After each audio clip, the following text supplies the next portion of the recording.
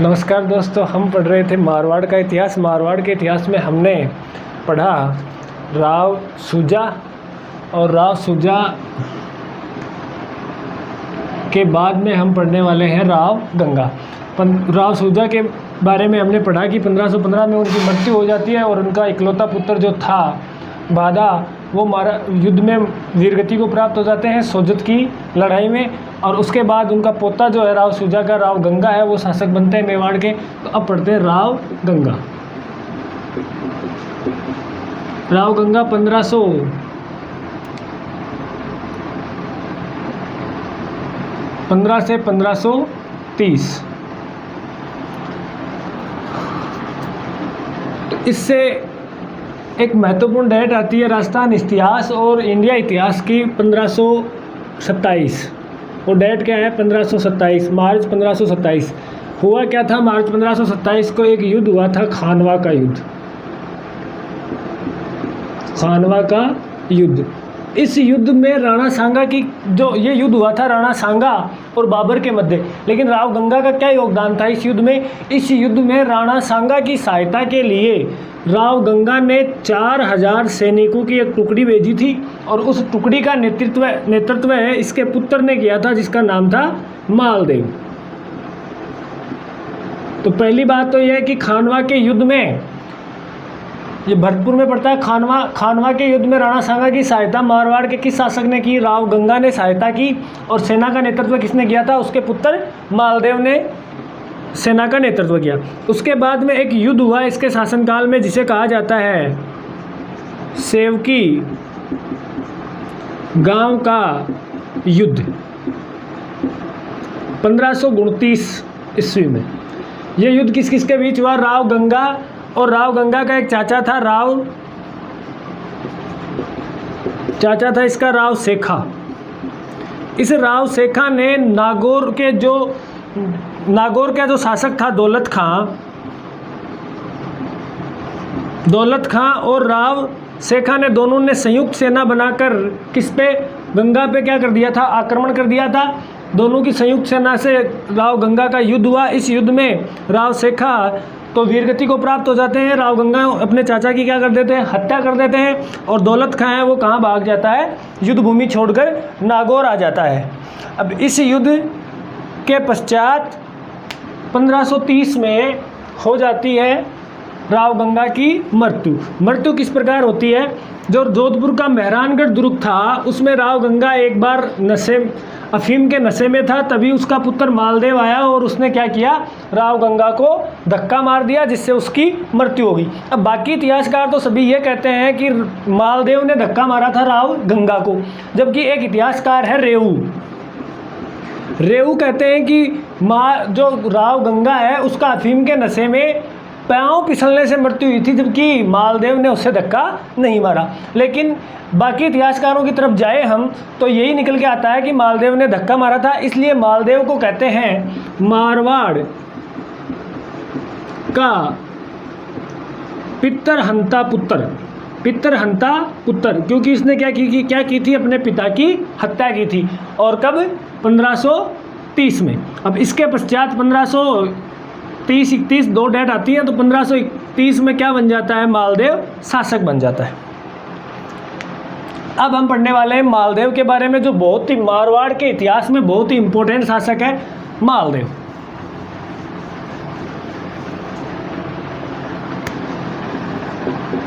राव मालदेव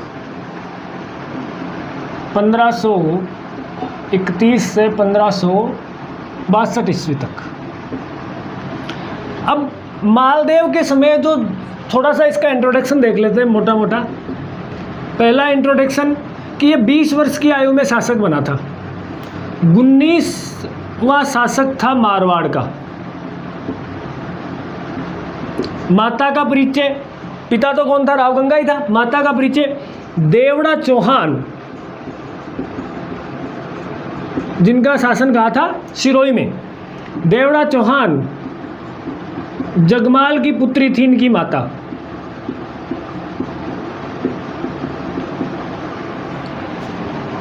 राज्याभिषेक हुआ था पाली में। राव जोधा ने जो मारवाड़ की सीमाओं का विस्तार किया था, उसके बाद में मारवाड़ की सीमाएं छोटी होने लगी थी। अब जब मालदेव शासक बना था, उस समय सिर्फ जोधपुर और पाली पर ही इनका स्वतंत्र अधिकार था। बाकी कहीं विवाद चल रहा था, कहीं अपने जागीरदारों या सामंतों ने अपने आप को स्वतंत्र घोषित कर लिया था। तो इसका पाली के सोजत में क्या हुआ था, राज्याभिषेक हुआ था।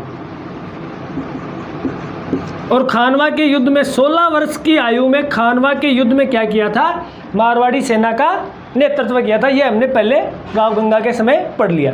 ये इसका थोड़ा सा परिचय है।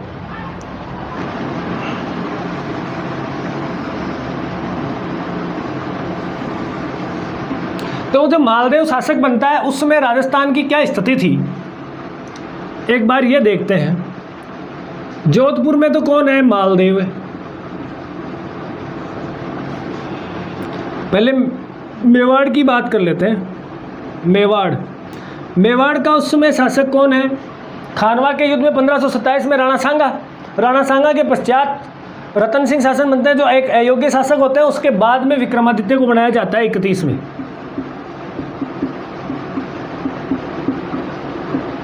विक्रमादित्य, यहाँ मालदेव, यहाँ विक्रमादित्य। बाकी और भी यहाँ नागौर में है, वो दौलत खां ही है।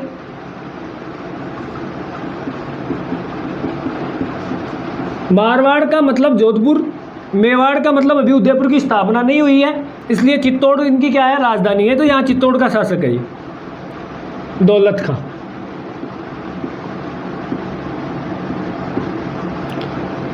जो बीकानेर का क्षेत्र है, उसका शासक कौन है, राव जेत सिंह। यहाँ जैसलमेर का जो क्षेत्र है, भाटियों का शासन था यहाँ पे। तो यहाँ का शासक कौन है, लोणकरण।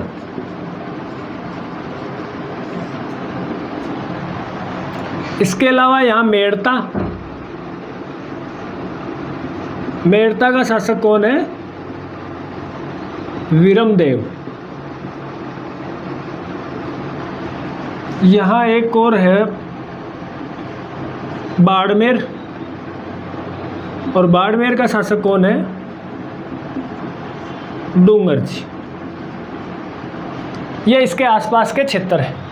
मालदेव के शासनकाल में जितनी सीमाओं का विकास हुआ, उतना मारवाड़ में कभी नहीं हुआ। इन्होंने बहुत सारे क्षेत्रों को अपने अधीन कर लिया था। अब इसके बारे में पढ़ते हैं। पहले पढ़ते हैं मालदेव और मेवाड़ के क्या संबंध थे।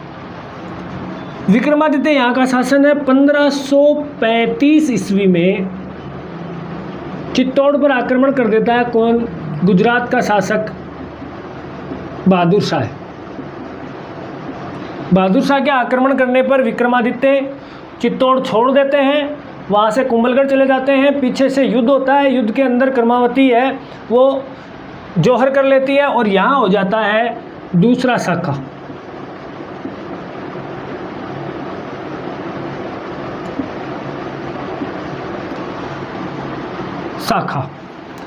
चित्तौड़ का दूसरा शाखा 1535 के समय मालदेव क्या था, जोधपुर का राजा था। और मालदेव ने इस युद्ध में विक्रमादित्य की क्या की थी, बहादुर शाह के खिलाफ सहायता की थी।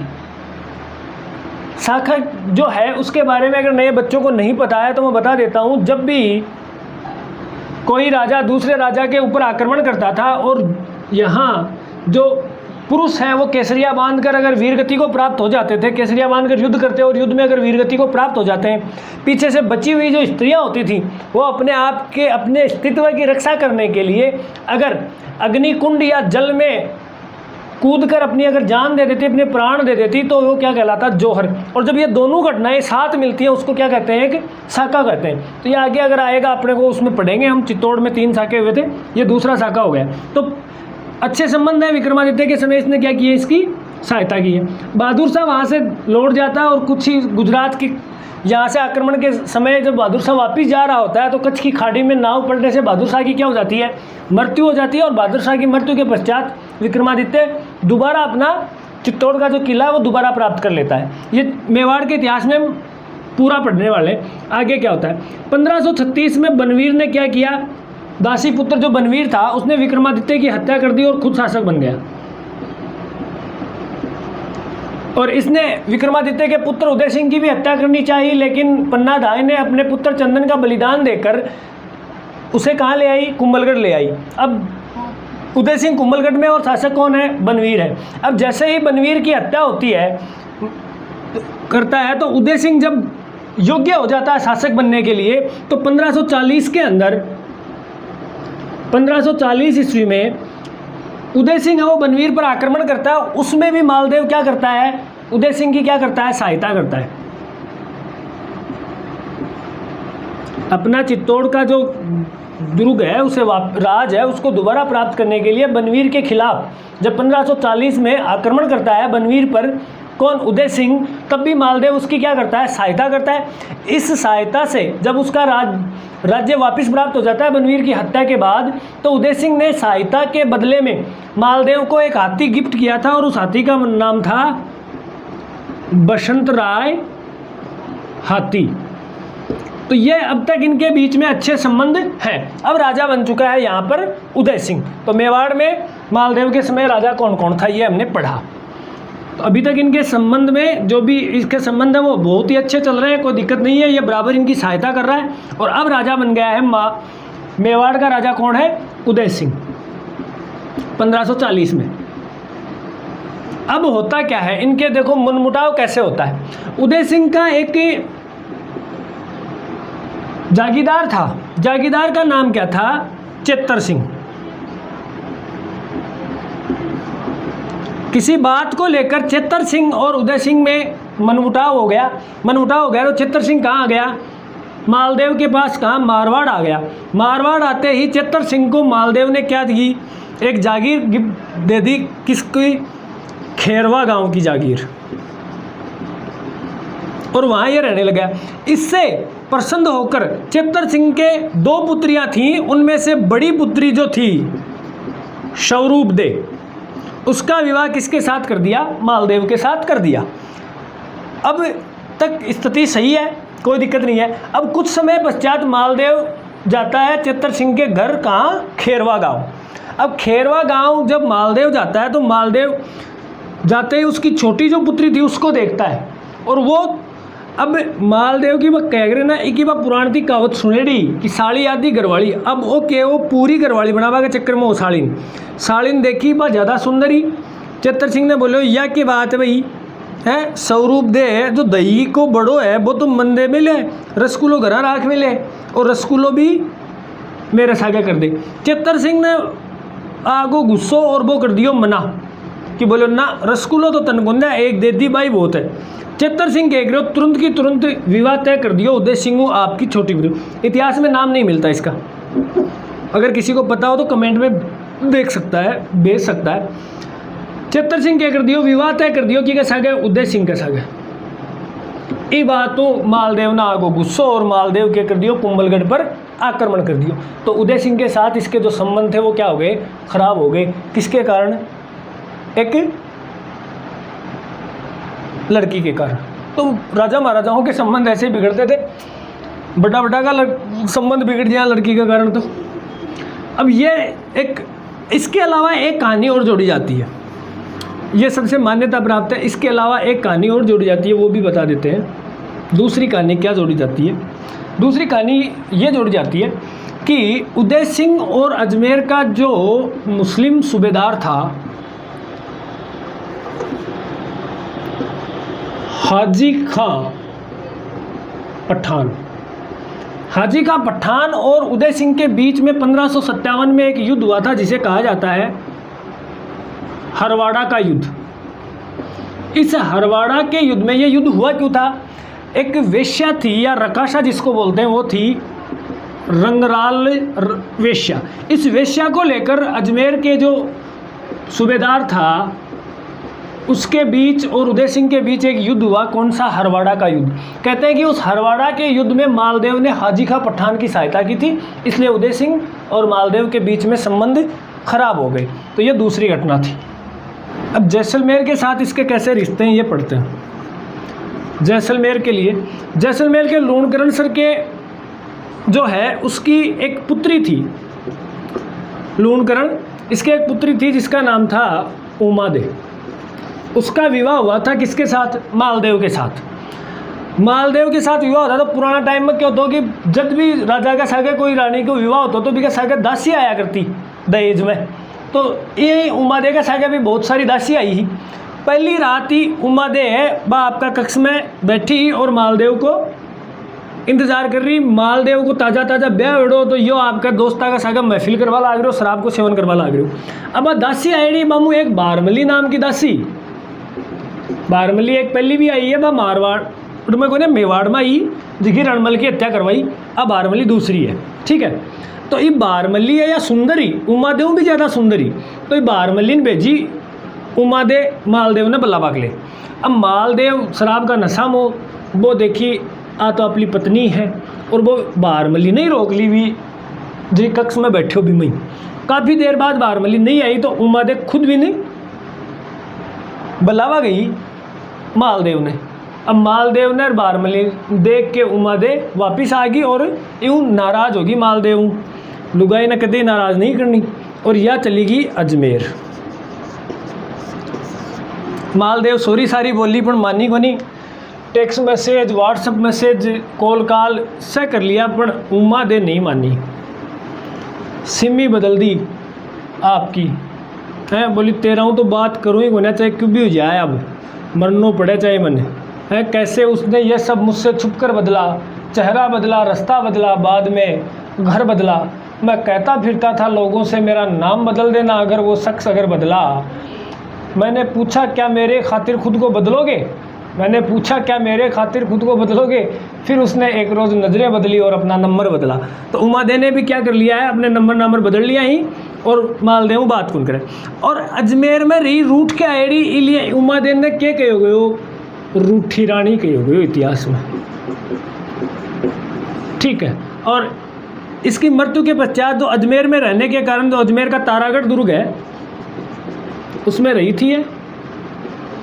और तारागढ़ दुर्ग में इसकी मृत्यु के पश्चात छतरी बनवाई थी मालदेव ने, जिसे कहा जाता है रूठी रानी की छतरी।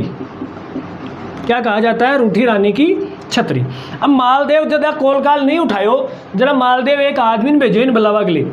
अब कॉल काल नहीं उठाना, आदमी तो भेजना ही पड़े, लुगाई है मनानी पड़ेगी भाई। ईश्वरदास बारहट किसको भेजा? ईश्वरदास बारहट को भेजा। तो ईश्वरदास बारहट आके हूँ हाथा जोड़ी करी, ये देख गलती हो जाए करे आदमी हूँ, अब चली चाल क्यों इज्जत ले, अब तो बड़ो राजा है या बोले 2-4 दिन में मैं आऊँ हूँ। लेकिन लेरानो की रानी और ही ना, बस दूसरा आदमी ने भेजो और भी आदमी को क्या नाम हो, आशा बारहट। एक बार रान्या जब बेरो पड़को ना क्या आ रही है, जरा लुगाई जड़ा तो है ही, बस देखिए बा जाएगी तो गड़बड़ हो उसके काम। इसलिए आशा बारहट ने भेजो कि बा आनी नहीं चाहिए। आशा बारहट भी बहुत ही उंडी चीज़ हो, वो आता ही आके उमादे ने 2 ही लाइन कही और 2 ही लाइन उमादे को जाबा को प्लान ही कैंसिल होगो पूरो को पूरो। के बोले मान रखे तो पीव तज, पीव रखे तो मान तज, 2 गायद ना बने एकण खंबे ठाण। बोलो अरे बोली काका के खे मेरे तो कुछ समझ में ही को नहीं आ रही। बोलो बात है या तो मान राख कि अगर जोधपुर गई तो मान गयो और जोधपुर नहीं गई तो पति गयो। तो या तो मान राख या पति राख, एक चीज़ राख। जया है ना, बोले एक ठाण के खुंटा के 2 गा नहीं बनने ना, मैं दोनों चीज़ कौन रहेंगी। अब बात सुनता ही उमादे बोली जाबा दे मान नहीं रखांगा आपा तो कभी भी वापस जोधपुर नहीं गई, इसलिए इसको इतिहास में रूठी रानी कहा जाता है। इसकी छतरी कहाँ है? अजमेर के तारागढ़ दुर्ग में ये काफ़ी समय तक रही थी और तारागढ़ दुर्ग में इसकी छतरी बनी हुई है जिसे रूठी रानी की छतरी कहा जाता है। इसलिए इस तरह जैसलमेर के साथ जो लूणकरण है उसके साथ भी जो संबंध है वो मालदेव के खराब हो चुके हैं क्योंकि उसकी बेटी नाराज़ हो चुकी है मालदेव से। अब पढ़ लेते हैं नागौर के दौलत खां और मेड़ता के वीरमदेव के बीच। तो दौलत खां ने तो पहले भी आक्रमण किया था, तो संबंध पहले से ही खराब है इसके पिता राव गंगा के समय। लेकिन दौलत खां के साथ इसने एक दूसरा युद्ध किया 1533 ईस्वी में, जिसे हीरावाड़ी का युद्ध कहा जाता है। इस हीरावाड़ी के युद्ध में हुआ क्या कि दौलत खां तो मारा गया दौलत खां और मालदेव के बीच ये युद्ध हुआ था। इसमें युद्ध में दौलत खां तो मारा गया, लेकिन दौलत खां का एक हाथी था जिसका नाम था दरियाजोश। अब इस युद्ध में, हीरावाड़ी के युद्ध में मालदेव का सहयोग कर रहा था मेड़ता का विरमदेव, क्योंकि ये भी राठौड़ था, विरमदेव भी राठौड़ था, तो ये मालदेव का साथ सहयोग कर रहा था। अभी दरियाजोश हाथी के लिए दोनों लड़ मरिया, वो बोलो मंदिर, वो बोलो मंदिर। अब इन लोगों हाथी पकड़ के लेगो गुण विरमदेव मेड़ता, मालदेव बोले हाथी दे दे, वो बोलो को नहीं दूँ। समझाए विरमदेव ने, जहाँ विरमदेव बोले एक काम करो, मालदेव ने बोलो तो मेड़ता आ जाओ और मारकर खानो खूणो खा लो और जाती टाइम पर हाथी थारो वापिस ले जाओ। तो मालदेव गयो खानो खाबा, मेड़ता जाता है बोलो हाथी दे, विरमदेव बोलो ना खानो खा, ओ बोलो हाथी दे पहली, ओ बोलो पहली खानो खा, दोनों गुड़मड़िया जना। मालदेव वापिस आ गो, बोलो तन भी देख लेंगा। पीछों विरमदेव है भी हाथी ने रवाना कर दिया जोधपुर के लिए, लेकिन रास्ता में या तो युद्ध में घायल हो बाकी वजह खत्म मर गो होगो या फिर विरमदेव मरवा दिया होगो, लेकिन जोधपुर पहुँचवाओ पहले हाथी दरियाजोश की मृत्यु होगी। इसलिए विरमदेव के खिलाफ मालदेव ने क्या आगो गुस्सो और 1535 ईस्वी में विरमदेव पर आक्रमण कर दियो मालदेव। और विरमदेव कहाँ चला जाता है, अब मेड़ता पर भी अधिकार हो चुका और विरमदेव ने अजमेर का क्षेत्र भी अपने अधीन कर लिया था। तो अजमेर का क्षेत्र अधीन करने के बाद विरमदेव है वो मालदेव से युद्ध हार जाता है 1535 में और खुद चला जाता है दिल्ली। दिल्ली का सुल्तान उस समय कौन है, उस समय तो हुमायूं है, लेकिन शेरशाह सूरी के पास चला जाता है। कौन, विरमदेव। मेड़ता को जीत लिया है, मेड़ता और अजमेर के क्षेत्र को जीत लिया है मालदेव ने, और विरमदेव कहाँ चला जाता है, शेरशाह सूरी के पास। रावजेत मालदेव सीमा बढ़ावा के खातिर रावजेत सिंह पर आक्रमण कर दियो 1541-42 में। रावजेत सिंह बीकानेर का शासक कौन है, रावजेत सिंह। और मारवाड़ का है मालदेव। रावजेत सिंह और इसके बीच में एक युद्ध होता है जिसे कहा जाता है साहेबा या पाहेबा का युद्ध। इस युद्ध में मालदेव खुद उपस्थित नहीं होता है और अपने एक सेनापति को भेजता है, जिस सेनापति का नाम क्या था, कुप्पा राठौड़ को भेजता है। इस युद्ध में रावजेत सिंह पराजित हो जाता है और रावजेत सिंह की कुप्पा राठौड़ क्या कर देता है, हत्या कर देता है। रावजेत सिंह का एक पुत्र था जिसका नाम था कल्याणमल, और यह कल्याणमल भी किसके पास चला जाता है, शेरशाह सूरी के पास। अब 2 राठौड़ चले गए हैं, या 2, ये भी इन्हीं के वंशज हैं, बीकानेर वाले भी। 2 राठौड़ चले गए हैं, मालदेव से नाराज होकर रावजेत सिंह का पुत्र कल्याणमल और विरमदेव भी चला गया है किसके पास, शेरशाह सूरी के पास। इसलिए ये युद्ध हो गया। बाड़मेर में एक दुर्ग है सिवाना। जब भी मारवाड़ के राजाओं पर कभी भी संकट आता तब वो सिवाना में जाकर शरण लेते थे, इसलिए सिवाना को कहा जाता है मारवाड़ के राजाओं की शरण स्थली। और इस पर अधिकार कब किया था, 1538 ईस्वी में डूंगरजी को हराकर मालदेव ने सिवाना को जीत लिया था। बाड़मेर में है ये सिवाना दुर्ग, ठीक है। अब पढ़ते हैं हुमायूं और मालदेव के बीच के संबंध। देखो, हुमायूं और शेरशाह सूरी के बीच में चल रहे हैं दिल्ली लेके झगड़ो।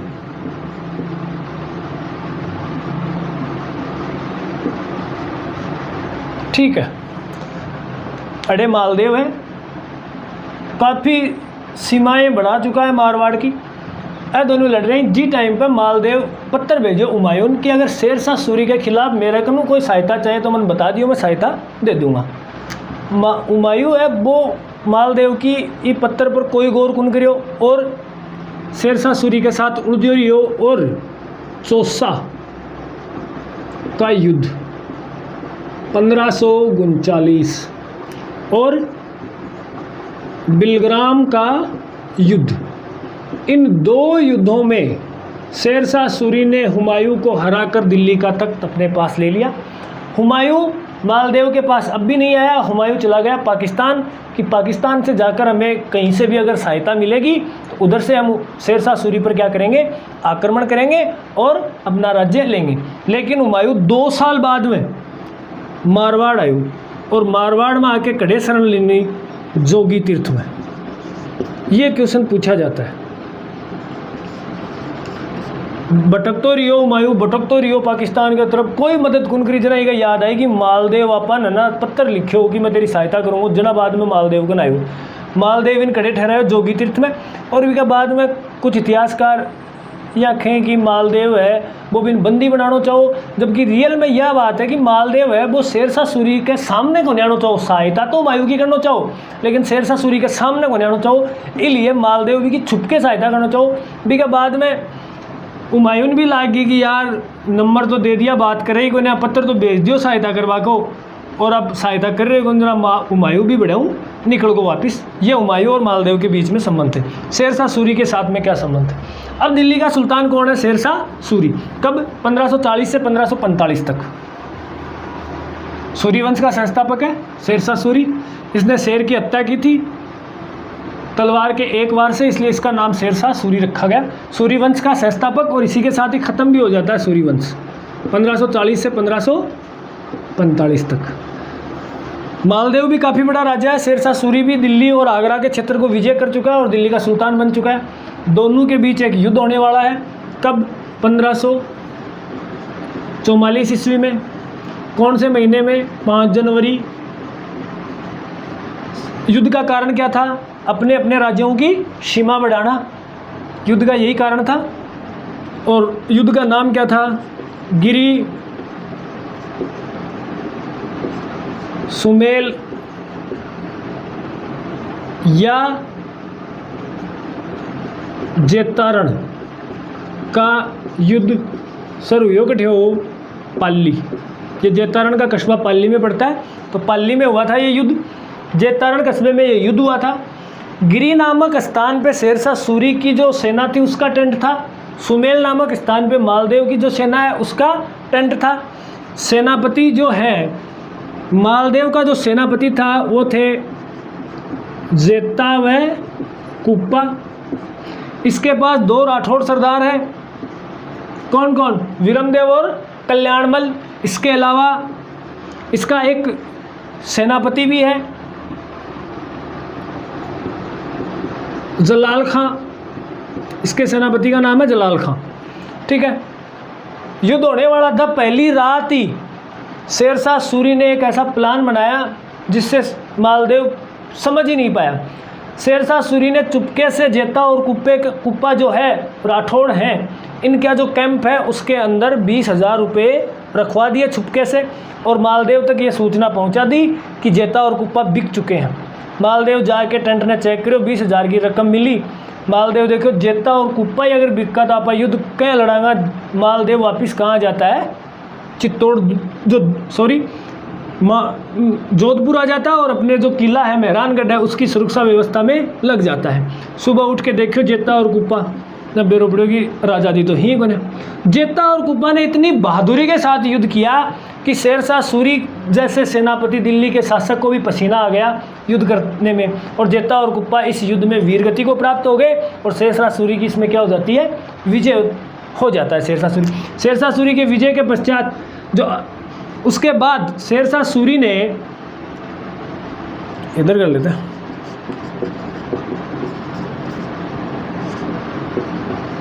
शेरशाह सूरी ने आक्रमण कर दिया किस पे? मेहरानगढ़ पे। और मेहरानगढ़ पे आक्रमण करते हुए मालदेव अपनी जान बचाकर कहाँ चला गया? सिवाना चला गया, बाड़मेर। और मालदेव ने जो मेहरानगढ़ दुर्ग है उसका शासन प्रबंध है वो दे दिया खवाश खां और ईसा खां को। और यहाँ पे एक मस्जिद का निर्माण करवाया शेरशाह सूरी ने, जिसे कहा जाता है शेरशाह सूरी की मस्जिद। किसने करवाया था? शेरशाह सूरी ने। इस युद्ध का जो वर्णन है वो तारीख ए शेरशाह नामक एक पुस्तक है जिसके लेखक हैं अब्बास खां सरवानी, उसमें किया है इस युद्ध का वर्णन। अब इस युद्ध के बाद शेरशाह सूरी क्या कहता है, जेता और कुप्पा की वीरता और आदि सेना। आप सोचो, अगर इस युद्ध में मालदेव अगर युद्ध भूमि छोड़ के नहीं आता तो निश्चित तौर पे विजय तो किसकी होती, मालदेव की होती, और राठौड़ वंश कहाँ पहुँच जाता, दिल्ली पहुँच जाता। लेकिन ये कुछ गलतियाँ थी, और दूसरी गलती इसकी सबसे बड़ी थी कि आसपास के राजाओं से न मिलना, क्योंकि उनसे क्या कर ली थी इसने, शत्रुता कर ली थी। और सब इन दोनों पे विश्वास न करना, या तो किसी पे विश्वास करो, और अगर विश्वास नहीं करना है तो करो ही मत, और अगर करते हो तो तब तक करो जब तक वो आपके साथ है।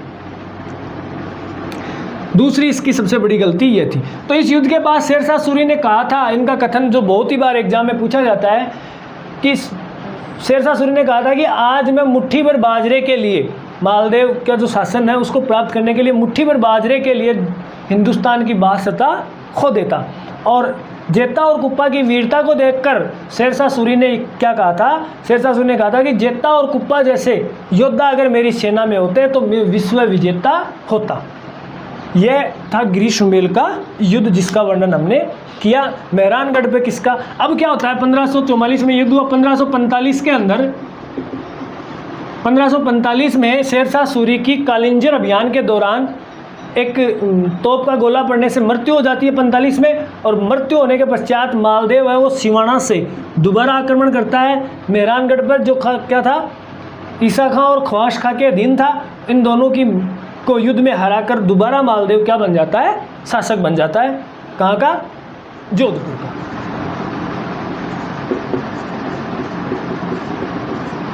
डॉक्टर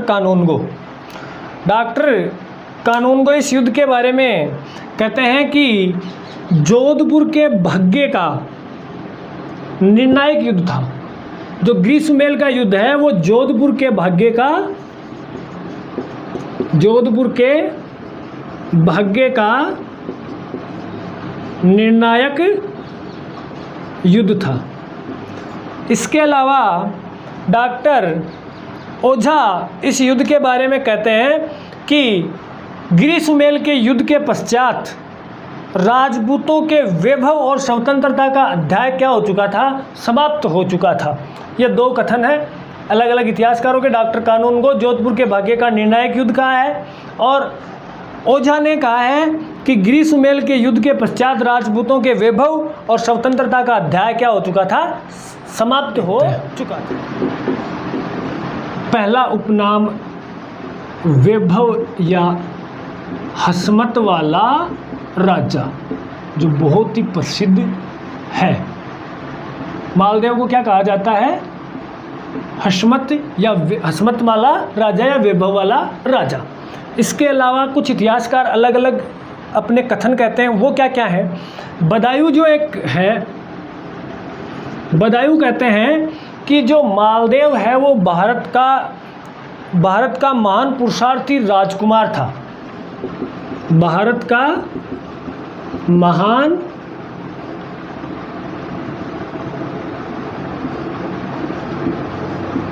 पुरुषार्थी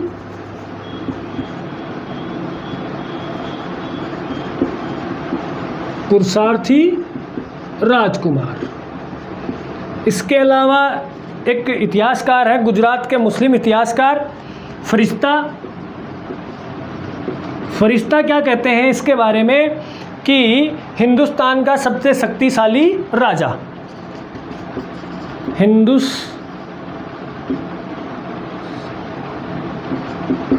हिंदुस्तान का शक्तिशाली राजा। इसके अलावा आशा बाराहट ने इसे कहा है हिंदू बादशाह। मैं नाम पढ़ के सुनाता हूँ क्या लिखना है। हिंदू बादशाह कहा है आशा बाराहट ने। इसके अलावा जो जहांगीर की पुस्तक है, जो जहांगीर ने अपनी जीवनी लिखी थी, उस जीवनी के तुजुक ए जहांगीरी, जीवनी का नाम है तुजुक ए जहांगीरी। इसमें कहा है कि मालदेव है वो भारत के एक शक्तिशाली जागीरदारों में से एक था। ये थे इसके उपनाम, और साधना रस्तोगी ने इसे शौर्य पुरुष कहा है। ये इसके उपनाम थे। हशमत वाला राजा, भारत का महान पुरुषार्थी राजकुमार किसने कहा? बदायूं ने। फरिश्ता ने कहा हिंदुस्तान का शक्तिशाली राजा। तुजू के जहांगीरी में जो जहांगीर है वो क्या कहते हैं कि मालदेव है वो राजस्थान का नहीं, भारत का एक महान जागीरदारों में से एक था। आशा बारहट ने इसे हिंदू बादशाह कहा है, और साधना रस्तोगी ने इसे शौर्य, मालदेव का जो युग था उसके युग को शौर्य युग कहा है। इसी के साथ मालदेव की हो जाती है 1562 में मृत्यु। ये मालदेव था। इसके बाद इसका पुत्र शासक बनेगा राव चंद्रसेन। धन्यवाद।